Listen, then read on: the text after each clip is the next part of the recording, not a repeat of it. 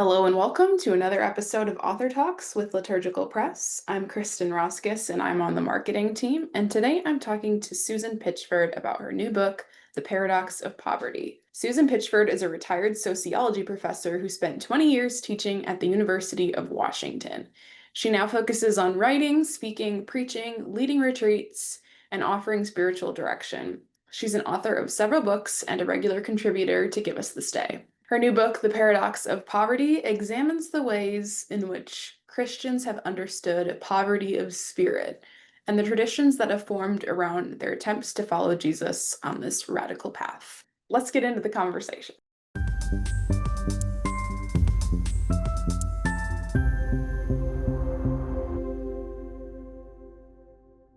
Do you want to go ahead and tell us a little bit about you and talk about what inspired your writing of your new book?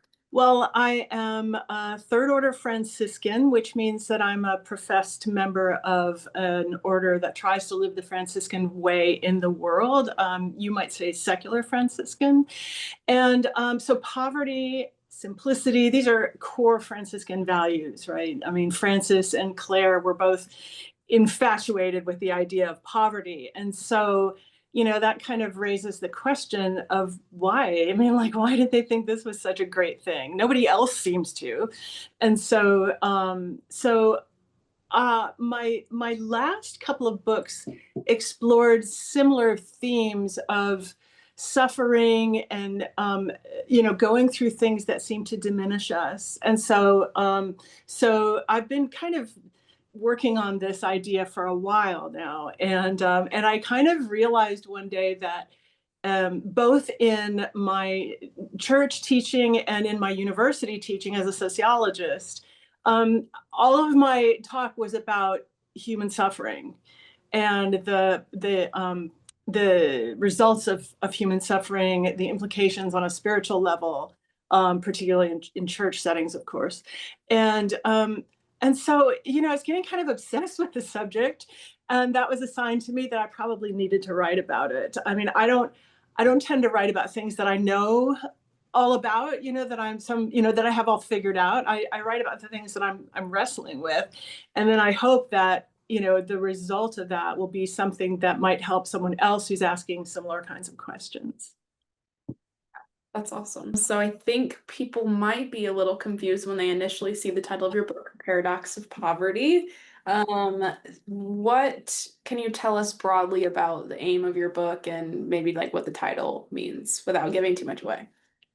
Right. Well, it's a paradox, so it's inherently confusing, right? I mean, Jesus often kind of hid spiritual truths in paradoxes, like the last shall be first. And, we have the paradox of the Trinity, which is at the very heart of our faith, right?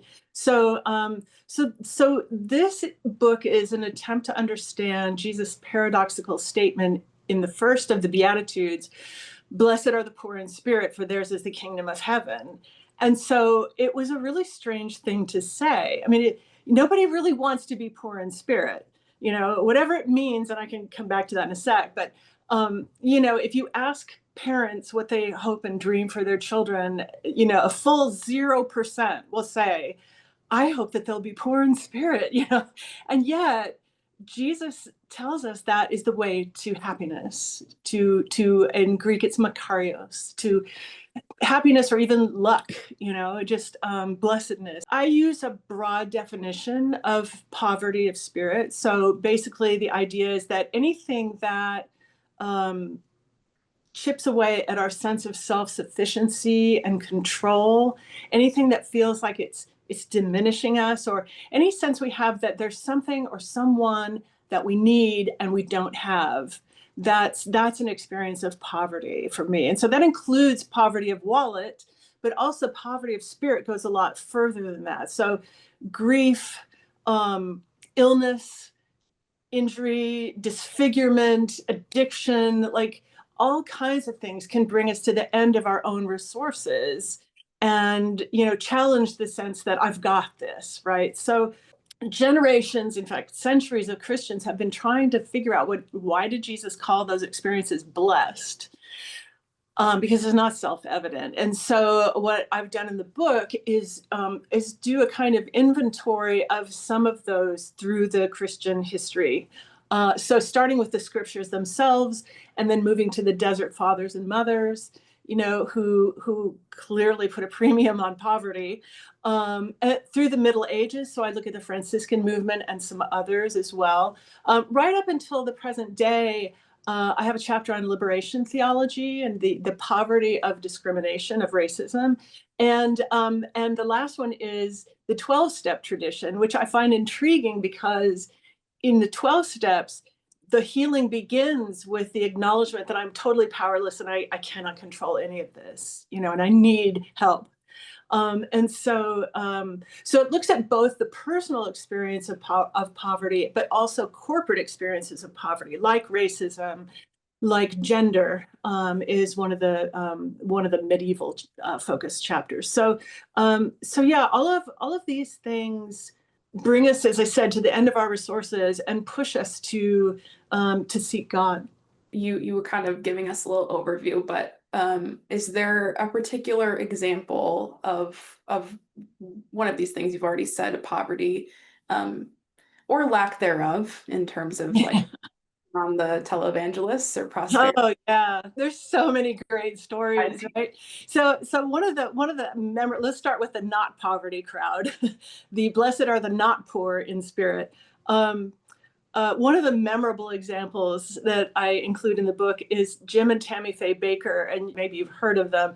They were this great prosperity power couple. They built this empire, this televangelist empire, which included multiple television shows, but also this huge project they did called Heritage USA, which was a theme park plus residential facilities in South Carolina, right? So it was this immense project, and they were riding high. They were collecting millions in donations until they got caught misappropriating those donations, and then Jim Baker got mired in sexual scandals, and the whole thing just collapsed around their ankles. And so they are a stark reminder that Jesus did not call us to build empires. Okay, no part of their project makes you think of anything Jesus ever said, but especially his teaching that it's the poor in spirit who are blessed. And so, unfortunately, there are plenty more where they came from, even today. So the opposite example would be somebody like Francis of Assisi. I mean, inevitably, I would go back to him, right? But he was one who did take Jesus' teachings on poverty very seriously. He lived a life that was austere in many ways, but it was so joyful. I like to talk about how he has this posthumous charisma, like 800 years after he died, literally 2026 is 800 years after he died. He still is appealing to people because he had so much joy. He had nothing of his own except Christ, and as St. Paul said, having nothing and yet possessing all things, right? So Francis also experienced terrible physical suffering. He had this eye disease that cost him most of his vision, and also was very painful. His response was joy. It was when he was at the height of his suffering with this disease that he composed the Canticle of Creation, the one that has, Brother Sun and Sister Moon and so on. He just had this outburst of praise and joy at a time when he was literally and figuratively in darkness. And so, he's an illustration, I think, of how nothing in creation can separate us from the love of God in Christ. That's the two polar opposites. So true. You write that poverty is central to the gospel and the incarnation just in general. If that's the case, what do you think Jesus would have to say about the current US church, or how does Christianity in the United States compare to what you've seen as central to Christ's message? What are we doing wrong, or what should we do differently? So many things. Well, in the prosperity gospel movement, I mean, there's one particular moment that kind of captures it for me, which is there was a preacher, and I can't remember off the top which one it was, but who said the lack of money is the root of all evil, whereas the scripture says the love of money is the root of all. So that's a direct inversion of scriptural teaching, right? So that's one thing that, at least, I mean, that's a heresy for sure. And I think it's really blatant in among the prosperity preachers, but even in our culture, our idea that success is everything, and even in kind of, more mainstream parts of the church that are not going to tell people, the lack of money is the root of all evil. But in lots of ways, we so valorize success, and being, sort of on top of everything, and just that expression, "You've got this." Like, but I don't have this. I have not got anything. I'm helpless. I need God. It's not like nobody wants to sit next to that person, and so in our culture, and even in church culture, we stray away from that. As for what Jesus would say about the about the church right now in this country, I shudder to think. I mean, first, the polarization of the church. It's a direct violation of his prayer for unity, which has been called the most broken commandment, or the most violated prayer in all of church history. The prayer for unity. So that's, I mean, we've been in conflict throughout church history. If you look, there have been lots of Christians who have gone like, "Oh, if we could only get back to the beautiful days of the early church," and I don't know how you can read the Acts of the Apostles and get, or the Gospels even, and keep that idea in your head, because it was never like that. There was no golden age where we all got along. But I think we're particularly polarized in this moment, in the church, in this country, whether you're talking about the Roman Catholic Church or a specific church, or the church, writ large. I mean, we're all divided and polarized in ways that I think are especially, possibly not unique, but especially intense at the moment. We know that God has a special place in his heart for the poor. We see that all through the Gospels, in the way that Jesus deals with people who are poor or poor in spirit. And he always had the sharpest criticism for people who had wealth, status, and power, right? And so, because they hardened them against his message, like, why did they need Jesus? They already had it all figured out. And that can also be true for us. So I think the churches in the US, I'm wandering a bit, forgive me, but I think the churches in the US are struggling because we've lost our place at the center of American life. And with that shift to the margins comes a loss of authority or even relevance. And so I think there are so many people today who identify as spiritual but not religious, because they know that there's something more. They want something deeper than just the chasing material success. But they're deeply suspicious of religious institutions, and they don't want to identify with them. And so, who can blame them, right? I mean, that's kind of on us. So we're hemorrhaging members. In 1948, roughly three-quarters of Americans belonged to a church, and now it's down to half. And so the Catholic Church gets a bit of a boost from immigration, but even so, I mean, like, native-born white Catholics are diminishing in number and aging. And so we clutch our pearls and we get creative with, like, how are we going to attract new members? How are we going to attract the young people, especially because they're the future of the church, right? And so sometimes our efforts get kind of weird. And so we could all tell stories of strange liturgical innovations, right? Clown mass. Need I say more? But there's an interesting book called The Mystic Way of Evangelism by Elaine Heath. And in it, she makes the argument that the church has always spoken most authentically from the margins. And that it's when we are, moving to the center and comfortably in bed with wealth and power, that we lose any kind of authentic voice. We lose any kind of real moral authority. And so, that's the curse of Constantine, right? So I'm hoping that the current poverty of the church is precisely what we need to inherit the kingdom, to be the church that Christ has always meant us to be, his ongoing presence in the world. I'm hoping that by losing so much of what we had, that we will come into a new purity and commitment, when it's not like the expected thing to be a practicing Christian. In your book, I'd say you write mostly, or maybe not mostly, but a lot about people who choose poverty for Mhm. themselves. In the cases of St. Francis and St. Clare, although you do mention St. Francis had the poverty of his eye ailment. Is that what it was? Yeah, yeah. So what do you say to those who don't choose poverty and who are either born into it, in terms of poverty of wallet, as you say, Mhm. or life circumstances lead them to it?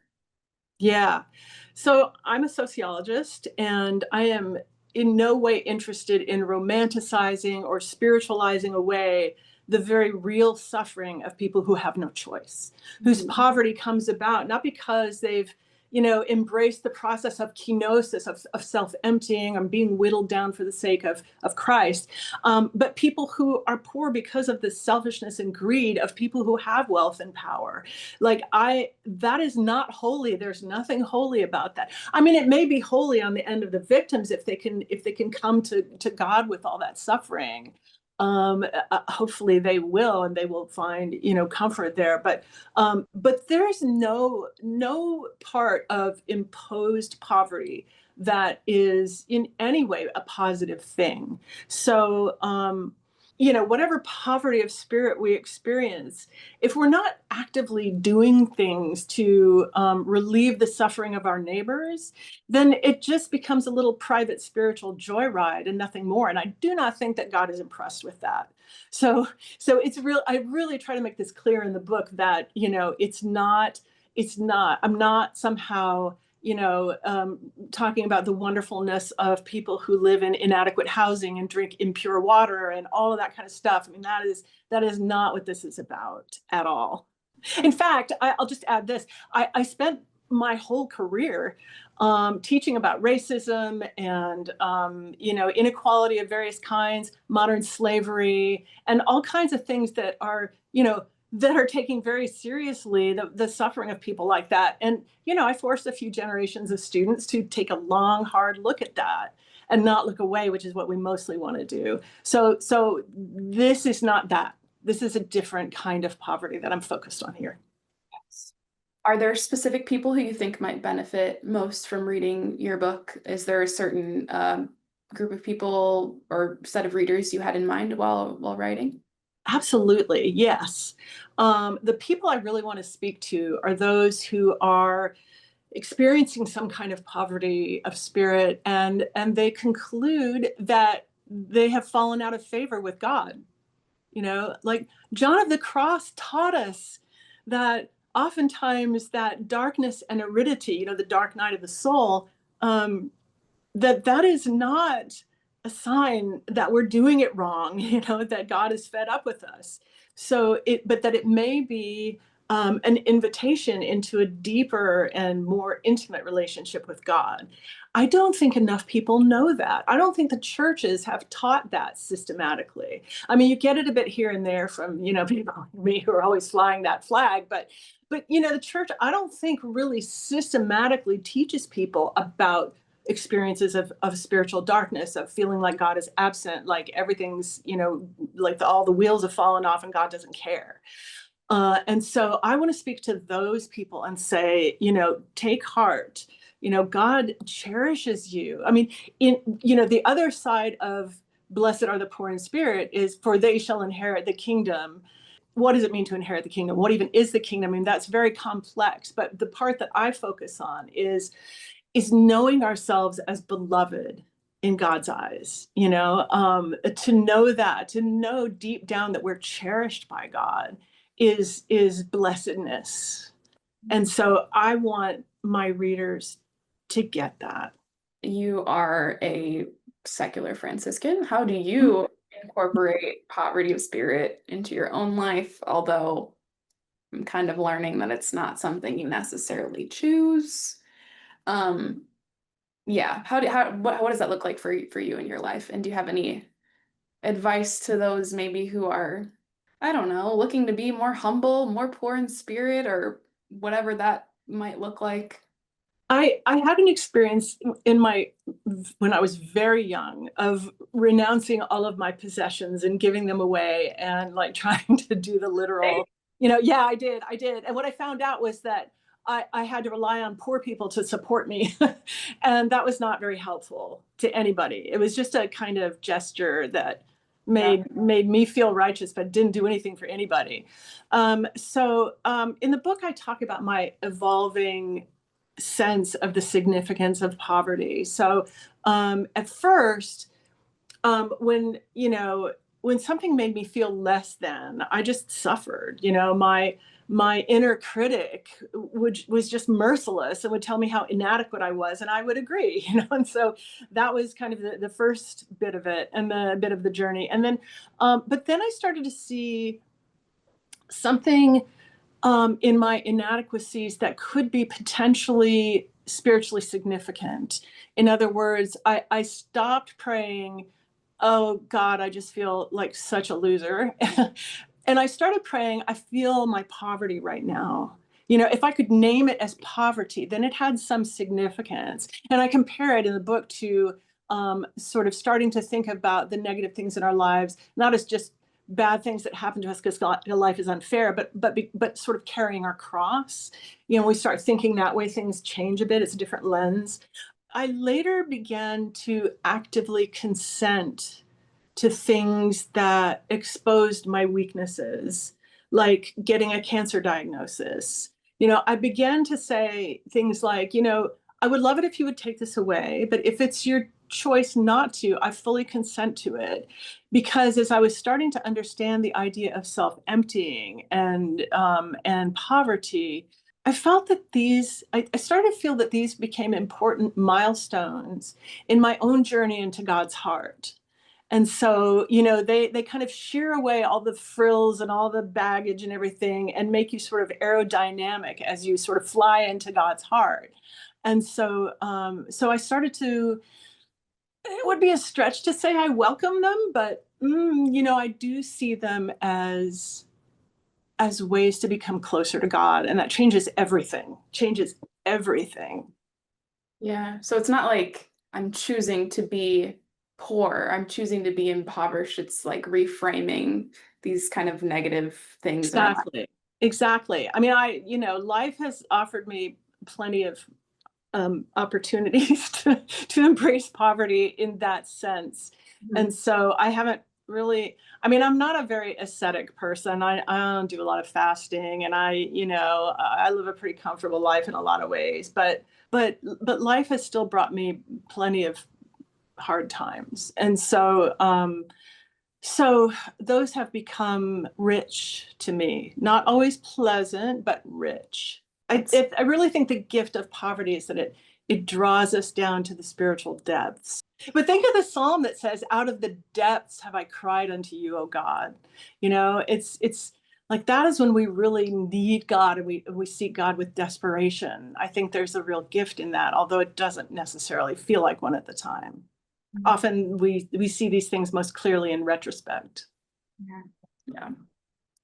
Is there anything else you would want to say to readers that we haven't touched on yet? Yes, they should probably read all of my books and they should buy them for all of everyone on their Christmas list. um, yeah. More seriously, I would say do not despair. You are God's beloved, whether you feel it or not. I mean, it's important to not to feel close to God, but to be close to God. And so even when we don't feel that, sometimes it's kind of like a field that lies fallow, like all kinds of replenishing things are going on in the soil, which looks like nothing is happening. Nothing is growing. Everything looks dead.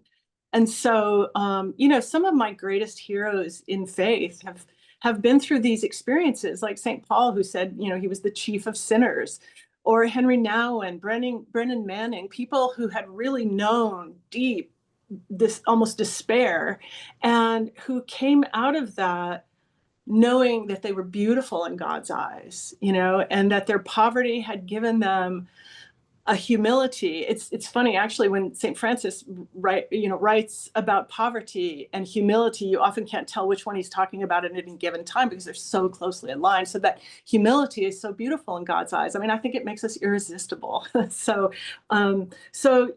they had those giants of the faith had those same experiences. So why should we be any different? Awesome. Well, thank you so much. That was great. Yeah, it was fun. Thanks so much for tuning into our conversation with Susan Pitchford. I hope you'll check out her new book, The Paradox of Poverty. It's available now at litpress.org.